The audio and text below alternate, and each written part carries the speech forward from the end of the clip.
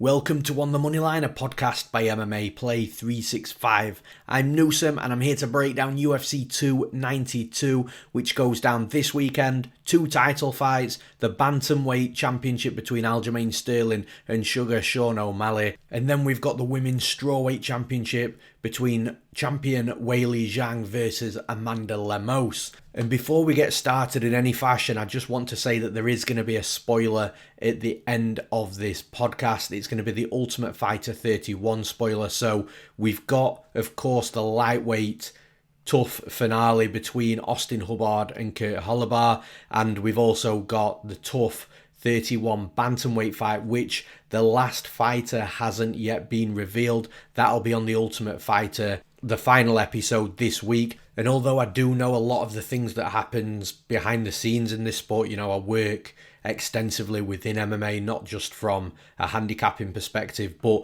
this isn't one of those things that I just know that nobody else knows because I've had, any sort of inside information or anything. This was the UFC actually spoiling it. So how it came about was I was waiting for UFC Vegas 78, the early prelims, to start last weekend on Saturday, and the UFC just dropped a very blatant ad for the Ultimate Fighter revealing both fights. And then the irony is, during the UFC Vegas 78 event, they kept repeating time and time again, find out what fighter, the final fighter that's in the Ultimate Fighter finale, the bantamweight finale, tune in this week to UFC Fight Pass to watch the final episode of the Ultimate Fighter. And I'm sat there thinking, well, you've literally just leaked it about an hour before your event started. So that's the reason why I know. For some people, they didn't see that advert though. So until that episode is aired, I'm not going to put it in the comments. The description of the YouTube channel.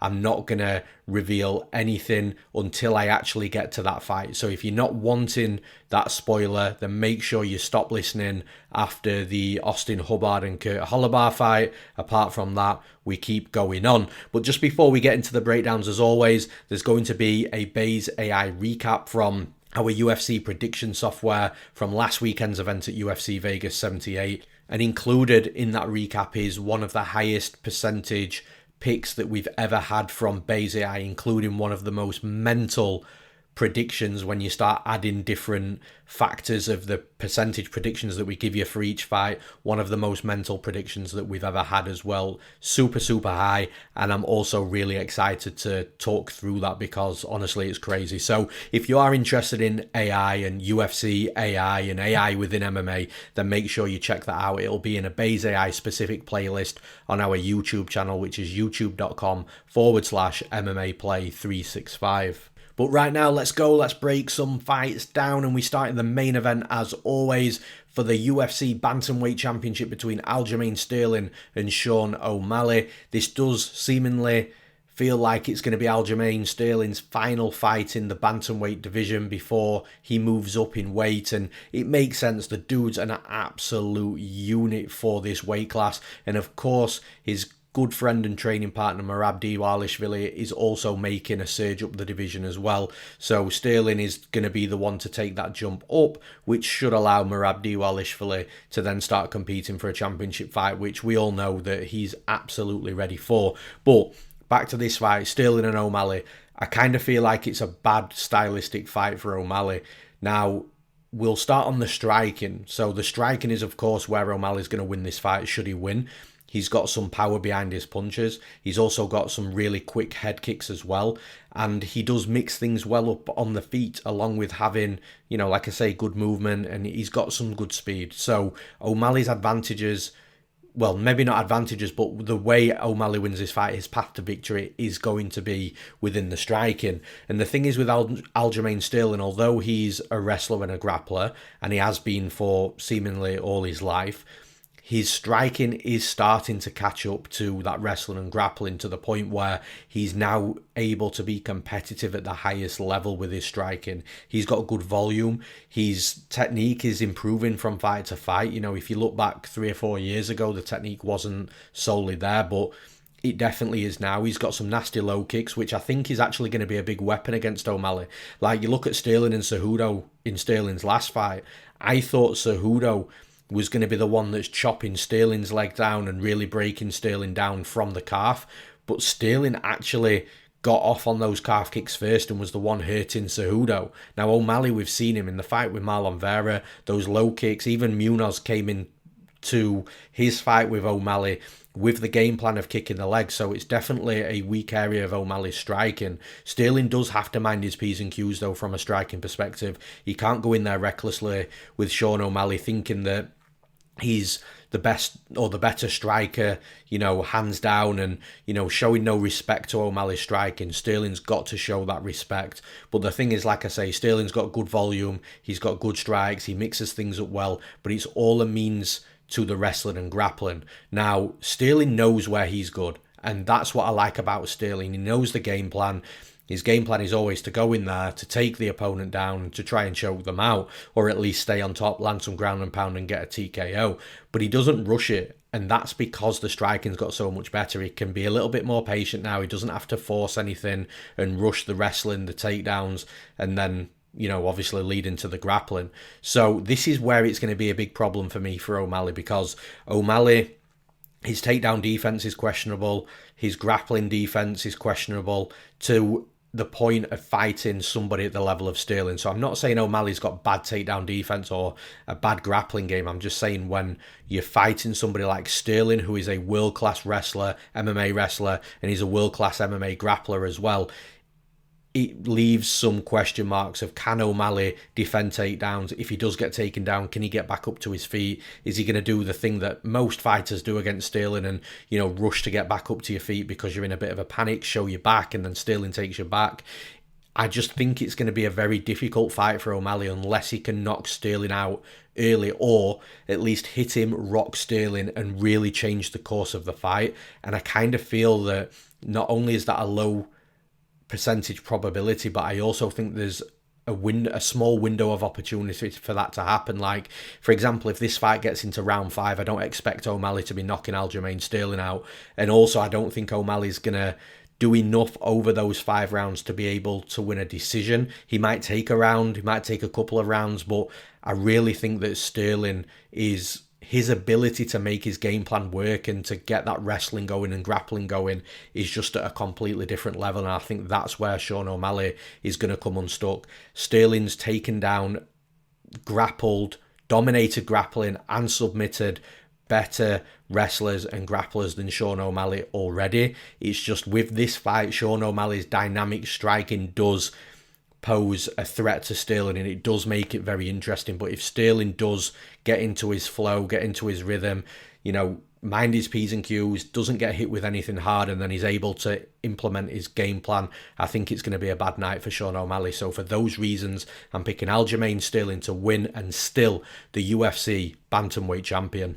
And in the next fight, the next championship fight, the Women's Strawweight Championship, we've got Weili Zhang versus Amanda Lemos. And I'm happy that Amanda Lemos is getting a shot here, because she's a fighter that has slowly, under the radar, made some moves, made some waves in the UFC, and has been climbing and climbing. And finally, she gets a championship fight, which is well deserved. And I actually think that Amanda Lemos could be somewhat competitive in this fight. I think that she is powerful. I think she's got a real good tie game to her, where she'll sit down on those punches. She won't move erratically, but she will be very accurate. And like I say, she'll wait for an opponent to come in and she'll strike.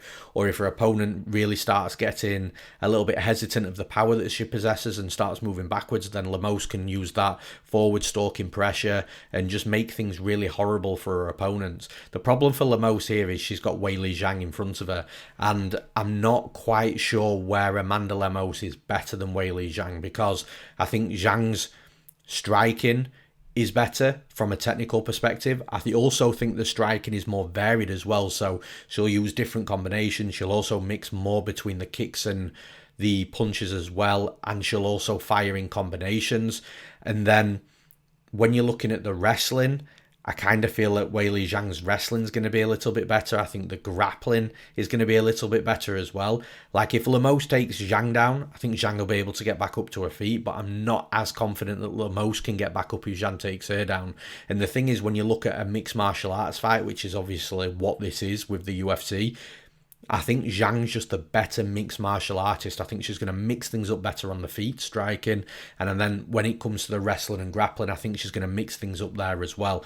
Amanda Lemos might have her moments in this fight. And actually, which is unusual for me to say this in the women's strawweight division, I think Lemos has got a real puncher's chance as well. Not maybe, the flash one-punch knockout, but like I just said with the Sterling fight a minute ago, Lemos, if she can land a hard shot that just rocks Zhang, causes some panic, causes some hesitancy, which changes the course of the fight, then maybe that's a path to victory for Lemos as well. But outside of that, I just think Zhang's the better fighter, better striker, better wrestler, better grappler. And I do think that she's dangerous in all areas as well. So I'm really struggling to look past Weili Zhang in this fight. I think Amanda Lemos, like I've already said, it's a well-deserved step up. I think she will be somewhat competitive throughout the fight. But at the same time, I don't expect her to become the champion at the end of the night. So for those reasons, I'm picking Weili Zhang to win this fight and still the UFC strawweight champion. And in the next fight, this is a fun fight. We've got Marlon Vera versus Pedro Munhoz in the UFC bantamweight division. I low-key think that this fight has been placed specifically on this card because if there is an injury or, a fighter doesn't make weight or can't fight between Sterling and O'Malley, I'm pretty sure one of these fighters is going to step up. And if I was going to guess, I would be guessing it's Marlon Vera that would step up out of the two. But we've got a UFC bantamweight fight. We're assuming that the championship fight goes ahead. So Vera versus Munhoz is an interesting one. Munhoz, I feel like he's aging and a lot of people are writing him off fight by fight. Personally, I think that he's still got something left. Is he a fighter that's going to climb into that top 3 in the UFC and compete for a championship? I don't think so, but I still feel that he's a very good top 10 fighter and he's going to be a problem for a lot of fighters at the top end of the division. So what I'm saying here is I think that he's going to be competitive with Marlon Vera now. I know Vera is well loved and of course you can understand why he's a violent fighter, but he does have holes in it, or flaws, shall I say, in his game. For example, he starts slow. He builds his way into fights. Now, this isn't a 5-round fight that he can build his way into. This is a 3-round fight. So he can't afford to start slow here. He can also be low volume. It can also be high volume as well. But the fact that I've just mentioned both of those shows that there's a little bit of inconsistency in his game. But regardless, he is a dangerous fighter. You can't stand too long in front of Vera because if he hits you, he's going to hurt you. You look at the Rob Font fight. Vera was losing pretty much every single round in that Rob Font fight until he hurt him at the end of most of those rounds and then stole the round because of the damage and the fact that, he hurt Rob Font really badly. So he's got that ability. But again, it's not a fighter that I trust to, win fights, a lot of fights at the top end of the division because you're also fighting elite fighters like Pedro Munhoz is elite. He's been around for years and Vera cannot go through his fights by, dropping rounds, having low volume and then relying on something heavy to land for him to steal a round and then obviously to steal a fight. It's just not the type of fight that's going to win you a lot of fights at this level. And because of that, I think that Munhoz is going to be able to do some good work in this fight. I think the low kicks are going to be there for him again. Whether he actually hurts Vera with the low kicks, I'm not sure. Vera strikes me as the type of person that probably shouldn't really be affected by low calf kicks, which makes no sense because, it's just a bunch of nerves in the back of your leg that you can't really condition or control. But Vera's just one of those dudes that's just solid. So whether Munhoz can hurt Vera with the low calf kicks, I'm not sure. But where Munhoz will do good work is I think he could potentially out-volume Vera. And also don't sleep on the power of Munhoz either. Again, I don't expect him to knock Vera out or maybe drop him, but he does pack power for sure. We've seen it in multiple fights. Now, the thing is with Marlon Vera, if he doesn't drop or hurt an opponent or knock them out, he does struggle to win fights more often than not. Pedro Munhoz has never been finished, knocked out. He's not been dropped in the UFC either. So, again, I just kind of feel that although the fight is going to be competitive and Marlon Vera is going to be dangerous and Pedro Munhoz definitely has to mind his P's and Q's, I think it's a fight that is competitive enough for Pedro Munhoz to be able to pull away. So for those reasons, I'm picking Pedro Munhoz to win this fight. And in the next fight, we've got Neil Magny versus Ian Machado Garry. Garry was supposed to fight Jeff Neal. Jeff Neal pulled out a few days ago, which was really frustrating for me. I had my breakdown written for Ian Garry, ready to bet him against Jeff Neal. I loved Garry in that spot, and more reason to love Garry in that spot is the fact that the betting line was around -170, -175, which I think was a real perfect line for a bet on Ian Garry against Jeff Neal. But in steps Neil Magny. Now, I still love Ian Garry in this spot. I think it's a better fight for Ian Garry against Neil Magny than Jeff Neal, of course. However, what I don't like now is the fact that Ian Garry's going to be like -350, -400. So it's a completely different betting line. And at that point, it starts to become unbettable. Now, the one thing that's going for Neil Magny in this fight is, look, pretty much every single opponent that fights Neil Magny, regardless of whether they're an elite striker, a solid wrestler, an elite everybody seems to fight Neil Magny's fight. He's got this weird ability to make fighters just come close and clinch with him and make the fights close, and you get in split decisions, and then Neil Magny normally comes on top out of those split decisions. So is it going to be the same for Ian Garry? And again, it's one of those where, you know, you'll break a Neil Magny fight down, and you'll say, no, this is the fighter that is going to break that ability for Neil Magny to control where the fight takes place. And then it doesn't play out like that. I thought Phil Rowe was going to be that fighter. I do, and I am going to say the same thing again, though. I do think Ian Garry's going to be that fighter. Take that from what you will. You know, I do think Ian Garry's striking is very good. I think he's smart. He's got a high level of fight IQ, and he doesn't like to be all the way in, and that's why I kind of feel like Ian Garry is going to be the fighter that keeps his distance. If Magny presses forward, he's going to use lateral movement, and I think Garry's just going to be able to light Neil Magny up in a real big way. If the fight does hit the mat, I think Garry's good enough to get back up to his feet. I don't foresee or anticipate Ian Garry trying to wrestle. I think if anyone's going to wrestle, it's going to be Magny. But then Magny's got to get close to Garry, and that's where he's going to be difficult. I think Garry's going to be able to manage dictate the range of the fight, manage the pace of the fight. And like I say, I just think he's going to land volume on Magny and light him up. So for those reasons, I'm picking Ian Machado Garry to win this fight. And in the next fight, I'm hoping we get a bit of a grappler's delight in this one. We've got Gerald Meerschaert versus Andrea Petroski. And yeah, like I say, I'm really hoping that we're going to see a lot of grappling. Both are very strong grapplers, and that's where they're predominantly best. When we're looking at a mixed martial arts fight, though, of course, all fighters start standing. Now, Meerschaert's a tricky guy to really get a good read on when it comes to the striking. He's a little bit unorthodox, southpaw stance, he fires heavy body kicks, but Petroski's a fighter that I think had a very, hit and miss start in the UFC. There was performances, even though he was winning, he wasn't looking great, but I kind of feel Petroski's putting a lot together at the minute, and I think that his striking is heavy. Of course, we've seen he's got heavy hands. I think his timing's getting a little bit better with those strikes as well, and I do think that if this fight is a 15-minute kickboxing fight, of course it's going to be close, but I do think Petroski is the more likely fighter to really break that range that Meerschaert wants to fight at due to, like I say, the open body kicks. But I think Petroski can be that fighter to break that range and land heavily on Gerald Meerschaert. I don't think it would be a whitewash or anything like that from a striking perspective, but I do think that the power that Petroski carries is enough to make Meerschaert a little bit hesitant when it comes to the striking. Now, when you're looking at the wrestling and grappling, I think Petroski's by far the better wrestler. Of course, Meerschaert can wrestle himself, but I do think Petroski is the more likely fighter to A, be engaging in the takedowns first, and B, the more likely fighter to complete more takedowns should both fighters be trying to take each other down.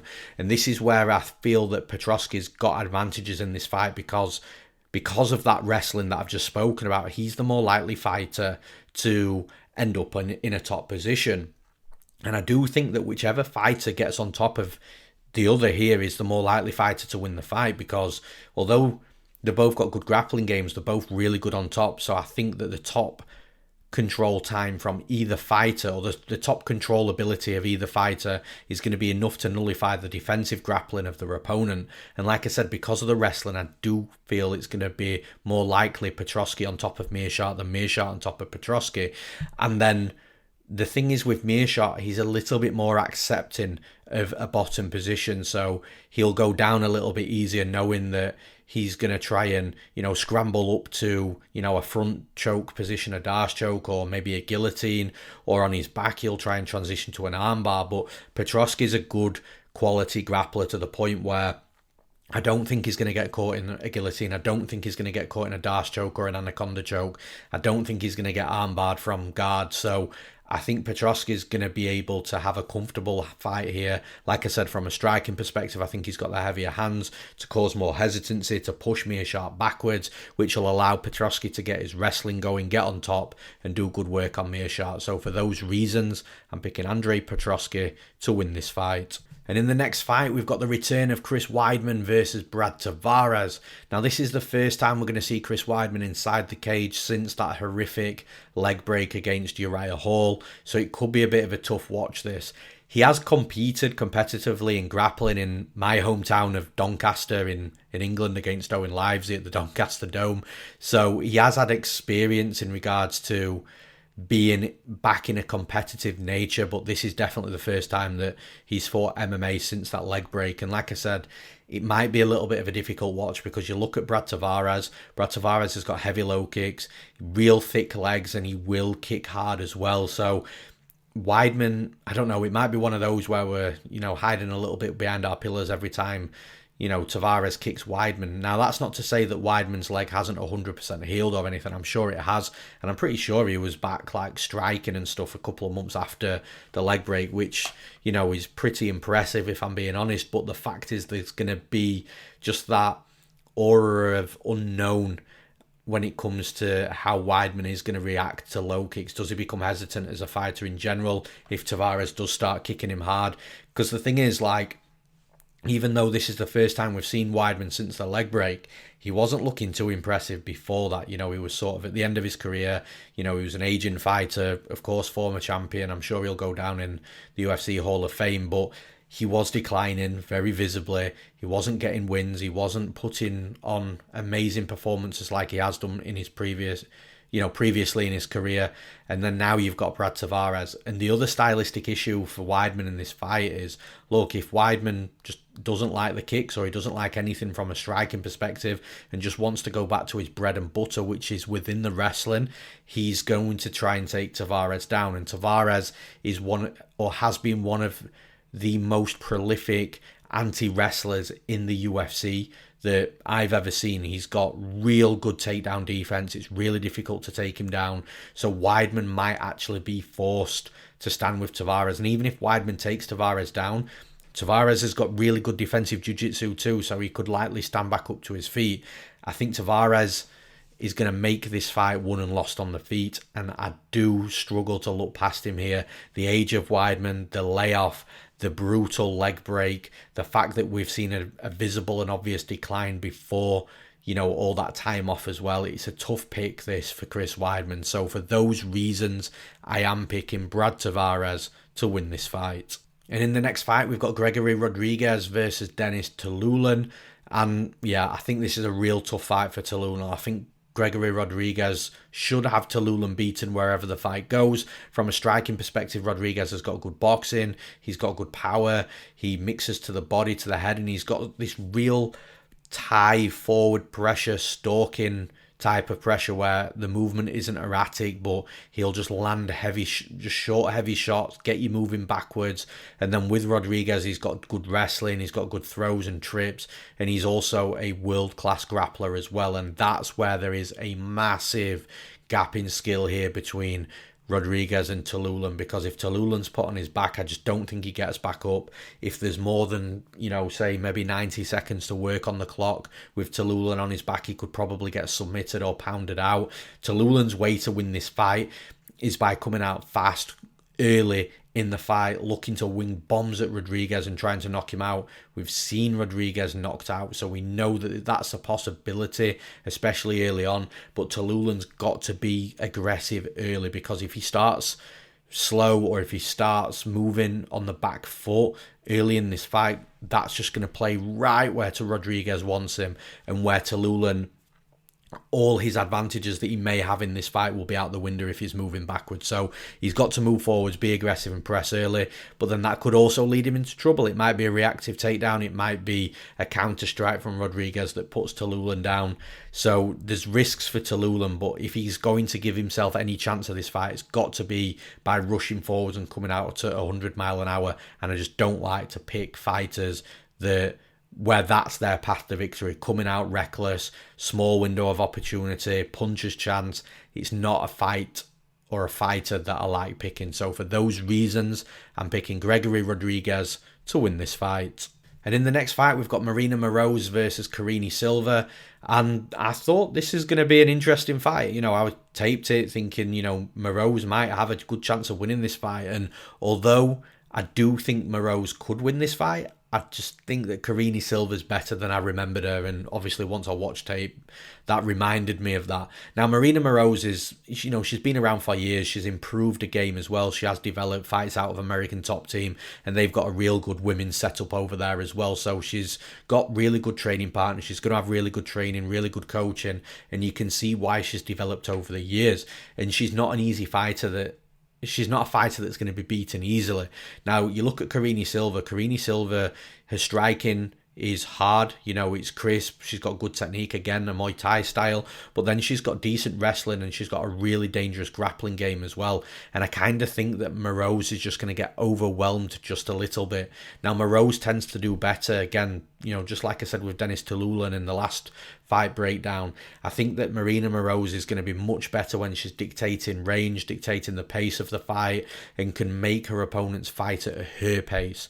But I don't think Karine Silva's going to give her that opportunity. I think Silva is a fighter that if Maryna Moroz tries to slow things down and make the fight go at a certain pace, then I think Silva will just break through that. She'll just land her own strikes. She'll do what she needs to do. And then when it comes to the wrestling and the grappling, I just kind of feel like Karine Silva could just be a little bit of a monster here and just overwhelm Moroz a little bit.